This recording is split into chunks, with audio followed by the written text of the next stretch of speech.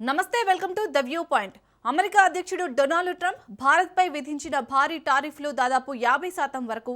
ఇందులో 25% కేవలం రష్యా నుండి చమురు కొనుగోలు చేస్తున్నందుకే కట్టాల్సి వస్తుంది. వాస్తవంగా భారత నిర్ణయాలపై ఖచ్చితంగా ప్రభావం చూపాయి.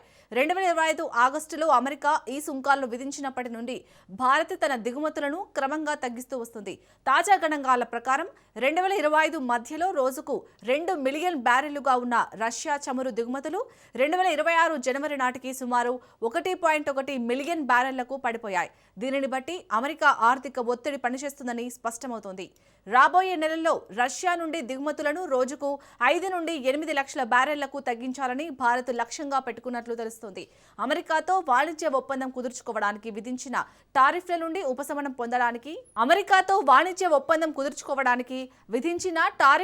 ఉపశమనం పొందడానికి ఇది ఒక షరతుగా మారింది. రిలయన్స్ వంటి దిగ్గజ ప్రైవేట్ రిఫైనరీలు ఇప్పటికే రష్యా నుండి ప్రత్యక్ష కొనుగోలును తగ్గించి ప్రత్యామ్నాయ మార్గాలను వెతుక్కుంటున్నాయి. చమురు మంత్రి హర్దీప్ సింగ్ పూరి కూడా భారత్ తన చమురులను విస్తరించే పనిలో పడిందని ఇటీవల స్పష్టం చేశారు. అయితే రష్యా దగ్గర ఆయిల్ కొనుగోలు తగ్గిస్తే భారత్తో రష్యా సంబంధాలు పూర్తిగా దెబ్బతింటాయా అనేది ఇక్కడ ప్రధాన ప్రశ్న. కానీ అలా ఏమీ జరగదని అంతర్జాతీయ రాజకీయ విశ్లేషకులు భావిస్తున్నారు. చెప్పలేం, కానీ కొంత వ్యూహాత్మక దూరం పెరిగే అవకాశం ఉందనే వాదనలు వినిపిస్తున్నాయి. రష్యాకు చమురు ద్వారా వచ్చే ఆదాయం తగ్గించడం అమెరికా ప్రధాన ఉద్దేశం. అయితే రష్యా భారత్కు కేవలం చమురు సరఫరాదారు మాత్రమే కాదు, రక్షణ రంగంలో కూడా కీలక భాగస్వామి. కాబట్టి భారత్ తన జాతీయ ప్రయోజనాలను కాపాడుకుంటూనే అటు రష్యాతో స్నేహాన్ని, ఇటు అమెరికాతో వాణిజ్య అవసరాలను బ్యాలెన్స్ చేయాల్సి రావడం ఇక్కడ ప్రధాన అంశంగా మారింది. వెనిజులా నుండి చమురు కొనుగోలు చేయమని ట్రంప్ సూచించడం వెనుక పెద్ద రాజకీయ ఆంతర్యం ఉంది. ఇటీవల వెనిజులా అధ్యక్షుడు నికోలస్ మదురోను అమెరికా బలగాలు బంధించిన తర్వాత అక్కడి చమురు పరిశ్రమపై అమెరికా పట్టు పెరిగింది.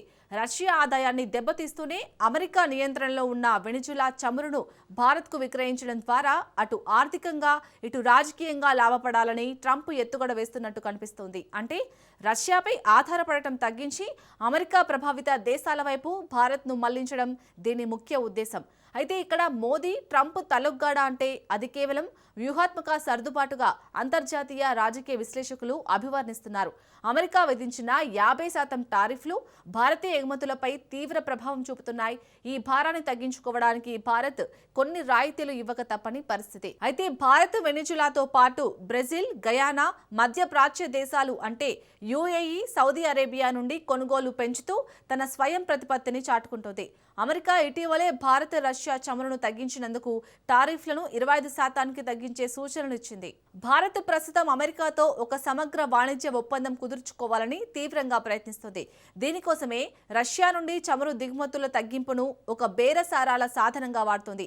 అదే సమయంలో యూరోపియన్ యూనియన్తో కూడా భారత్ చారిత్రాత్మక స్వేచ్ఛ వాణిజ్య ఒప్పందంపై సంతకం చేసింది.